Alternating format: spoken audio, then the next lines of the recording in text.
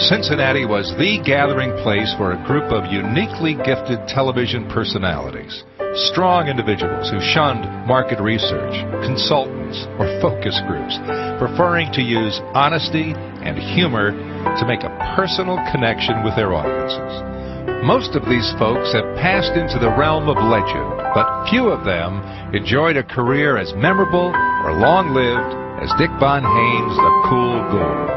I'm Jim Scott, and for the next half hour, we'll look at one of the most beloved characters in local TV history as we remember the Cool Ghoul.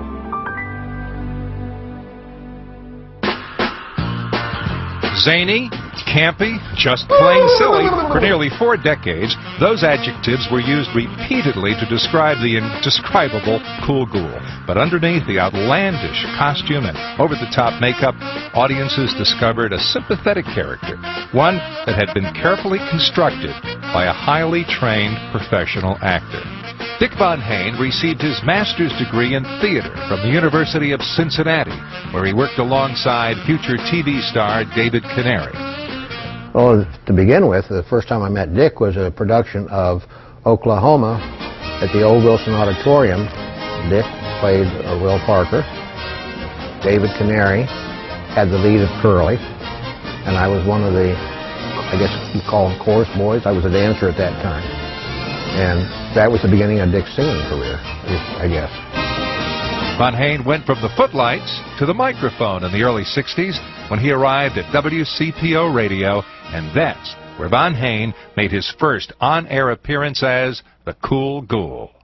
He came up to the studio that time to CPO on Sims, and he was on the radio with Bob Smith. Bob Smith replaced Bob Braun when he went to WLW, the pantomime. He was doing a radio show up at the connection there between the two stations. That they had the radio and the television there.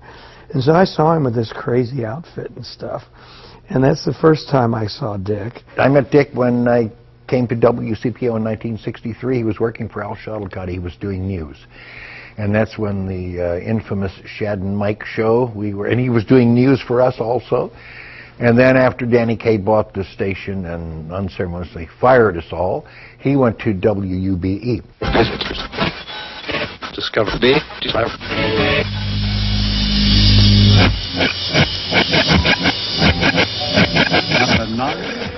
1968, possibly the most tumultuous, contentious, and painfully wrenching year in American history.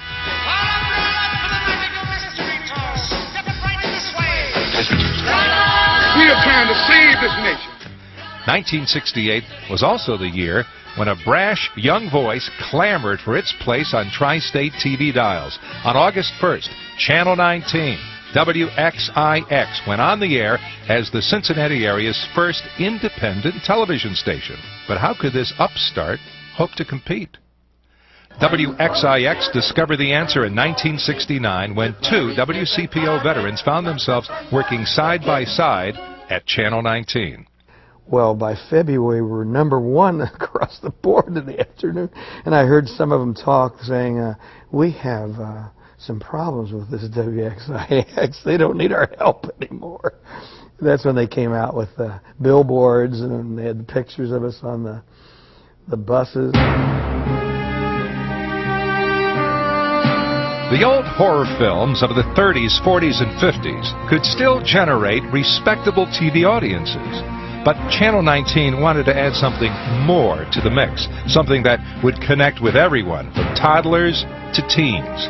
And Dick Von Haynes had it when he stepped into the persona of the Cool Ghoul.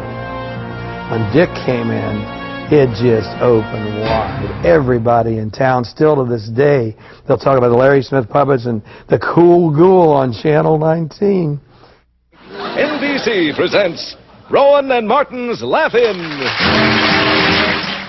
Taking a page from the most successful show of the day, Von Haynes played off the title of the wildly popular Laugh-In to create Channel 19's Scream-In. It was Von Haynes' bizarrely garbed ghoul that made Scream-In a Saturday night ritual, with his campy comedy providing much-needed breathers between the reels of blood and carnage. And, of course, the ghoul would have considered the story behind his signature wig as a truly hair-raising tale. Dick was getting this idea of this cool ghoul character, but he needed a half a wig.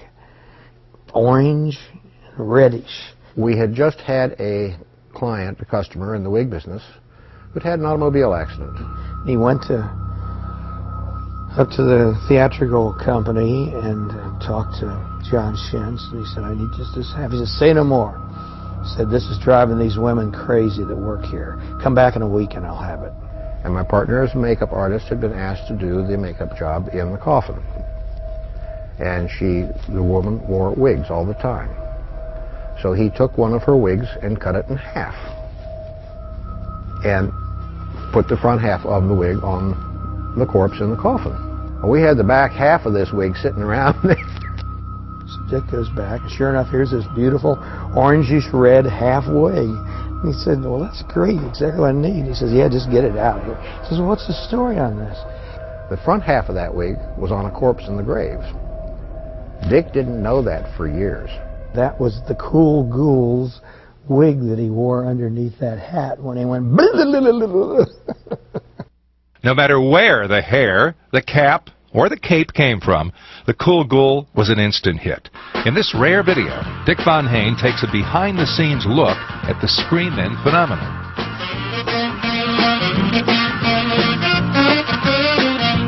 This is the set which we worked on from week to week. We had features. We'd ask the kids and older people to write in, send us letters, which we sometimes put on a bang mail roster, where people who had written us letters on a particular week could see their name each and every week. It was basically comedy. We'd have anywhere from 1 minute to 3 minute fills between each cut of the motion picture.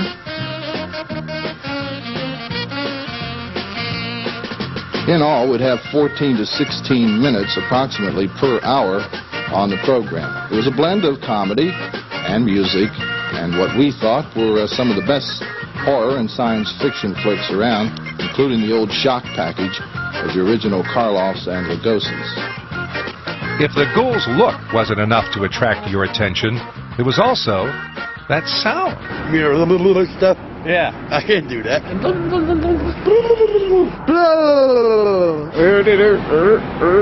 Something like that.